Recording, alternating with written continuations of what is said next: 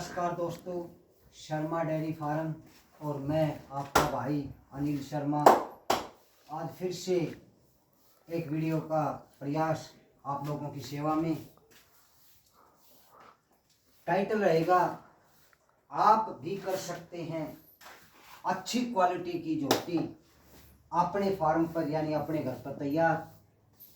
कैसे? तो दोस्तों, जिस भी साथी ने पशुपालक का काम किया है तो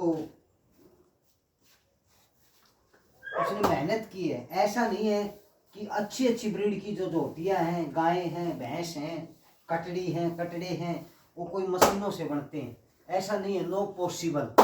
बस क्या होता है, थोड़ा समझ का, दिमाग का और मेहनत का फर्क होता है। आज हम इसी टॉपिक पर बात करेंगे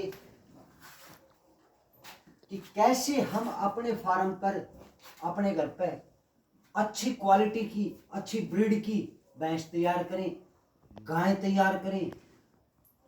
तो दोस्तों, सबसे पहले अगर जब बात की जाए तो वीडियो ज़्यादा लंबी ना, इसलिए हम सीधे डायरेक्ट टॉपिक पे आते हैं।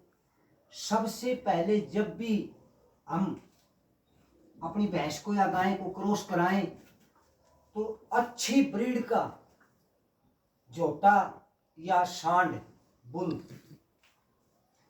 हमें तय करना होगा दोस्तों, क्योंकि दूध भैंस नहीं देती, गाय नहीं देती। निर्भर करता है किस ब्रीड से हम क्रॉस कराते हैं, उसकी मदर रिकॉर्ड, फादर रिकॉर्ड क्या है। तो दोस्तों, आप इस चीज के ऊपर थोड़ा ध्यान दें। जब भी आप अपनी भैंस को या गाय को प्रेग्नेंट कराएं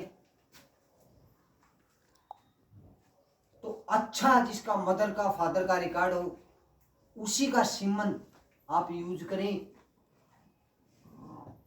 ओरिजिनल सीमन यूज करें, डुप्लीकेट से बचें। उसके बाद जब भैंस बच्चा दे देती है तो वहां से आपकी अच्छी क्वालिटी की, अच्छी ब्रीड की भैंस तैयार करने की शुरुआत होती है। आप सबसे पहले, जैसे ही आपके घर पे जन्म होता बच्चे का, आधा घंटा के अंदर अंदर उसकी माँ का दूध भरपेट उसको पिलाएं। कोई भी कंजूसी ना बरते दोस्तों, जितना पी सकता है मैक्सिमम पिलाएं। कई साथियों की इच्छा होती है, सोच होती है कि यार खीस है, सेध जाएगा। बिल्कुल नहीं सेधेगा दोस्तों। माँ का दूध होता है वो अमृत के समान होता है। चाहे कटड़ी है, चाहे कटड़ा है, चाहे बछड़ी है, बछड़ा है, बच्चा है, या कोई भी एनिमल है, या पक्षी है, पशु है, सब के लिए उसकी माँ का जो दूध होता हो अमृत के समान होता है। और जो फर्स्ट टाइम का जो दूध होता है दोस्तों, उसके अंदर इतने गुण होते हैं, इतनी मतलब उसके अंदर कैल्शियम होती है, और हर बीमारी से लड़ने की पावर उस दूध के अंदर होती है दोस्तों। तो आप दिल भर के उस दूध को पिलाओ। उसके बाद आप कम से कम नहीं तो 2 महीने जितना दूध पिला सकते हो बच्चे को दूध पिलाओ, जितना पिला सकते हो। और जिस दिन आपका काफ 10 से 15 दिन का हो जाता है तो दोस्तों आप उसकी शुरुआत कर दें। आपने उसको क्या क्या खिलाना है, किस तरीके से उसका रख रखाव करना है, क्योंकि आपने एक अच्छी नस्ल की भैंस या अच्छी नस्ल की गाय तैयार करनी है।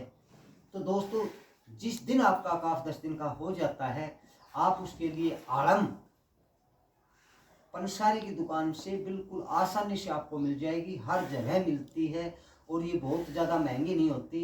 लगभग 60 रुपये, 70 रुपये, 55 रुपये, 65 रुपये केजी तक आती है दोस्तों। लेके आओ और उसको अच्छी बिल्कुल बारीक पीस ले दोस्तों। और पीसने के बाद आप किसी बर्तन में, किसी डब्बे में डाल के रख दो। थोड़ा बाजरे का आटा, आटा ज़्यादा बारीक ना पीसें, गरगरा आटा आपने बाजरे का पीसना है। दोनों चीज़ लस्सी में मिक्स करके थोड़ा सरसों का तेल ऐड करना है और उस काफ को देना शुरू कर दो। धीरे धीरे जैसे जैसे आपका काफ बढ़ता जाता है आप भी उसकी मात्रा बढ़ाते जाओ और उसको अच्छा भरपेट दूध पिलाओ। उसके बावजूद जिस दिन आपका काफ 3 से 4 महीने का हो जाता है तो दोस्तों आप चना,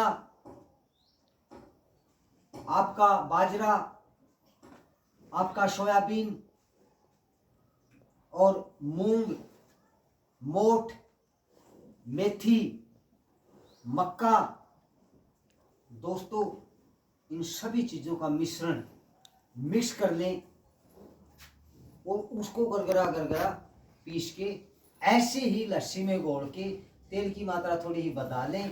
लगभग 40 ग्राम तेल आप डेली उसमें ऐड करें। जिस दिन आपका काफ 5 महीने का हो जाता है तो आप उसकी मात्रा थोड़ी और बढ़ा लें, 50 ग्राम कर लें। थोड़ा थोड़ा थोड़ा थोड़ा उसको बढ़ाते जाएं जैसे काफ का वेट है ग्रोथ करता है उसी के अनुसार। और दोस्तों ये देते रहें।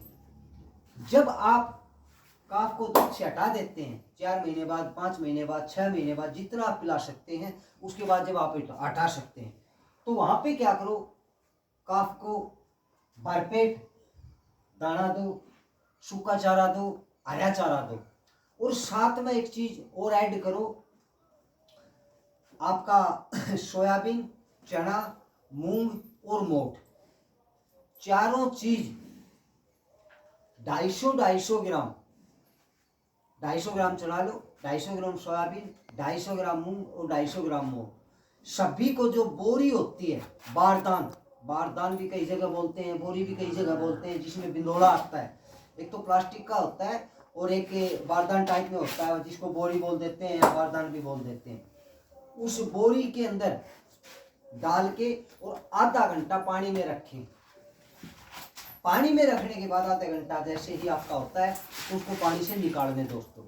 और जब उसको पानी से निकाल लें तो दोस्तों जो सूखा भूसा होता है, तूड़ी होती है, जो गेहूं का मतलब पशुओं के लिए काट के खाने के लिए तैयार किया जाता है, उसको कई जगह तूड़ी बोल देते हैं, कई जगह भूसा बोल देते हैं।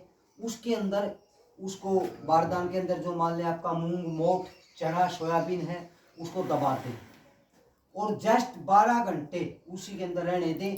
12 घंटे बाद निकालोगे तो दोस्तों उसमें से अंकुर निकले मिलेंगे। जैसे हम बीज बोते हैं, बिजाई करते हैं किसी भी चीज़ की और मिट्टी में जब बीज को डाल देते हैं तो 5 दिन 4 दिन बाद में उससे अंकुर निकलते हैं, ऐसे ही 12 घंटे बाद उससे अंकुर निकल जाएंगे, क्योंकि वो बारदान है वो भी गिल्ला है और आपने आधा घंटा उसको पानी में भी भिगोया है।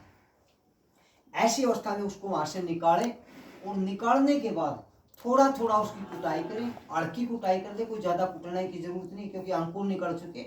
अगर अंकुर कम है तो कुटाई ज़्यादा करनी है और उस काफ को आप डेली खिलाएं।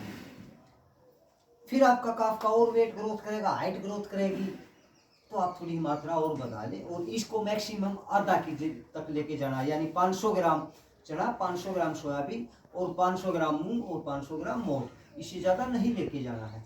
ये आप अपने काफ को खिलाते रहे। सरसों का तेल आप अपने काफ को डेली देते रहे दोस्तों। बहुत ही जल्द आपका काफ वेट ग्रोथ करेगा, हाइट ग्रोथ करेगा, शरीर का हर अंग ग्रोथ करेगा, हर चीज़ से तंदुरुस्त होएगा और उसका जो शरीर के अंदर जो शाइनिंग है आपको ज़बरदस्त शाइनिंग दिखाई देगी।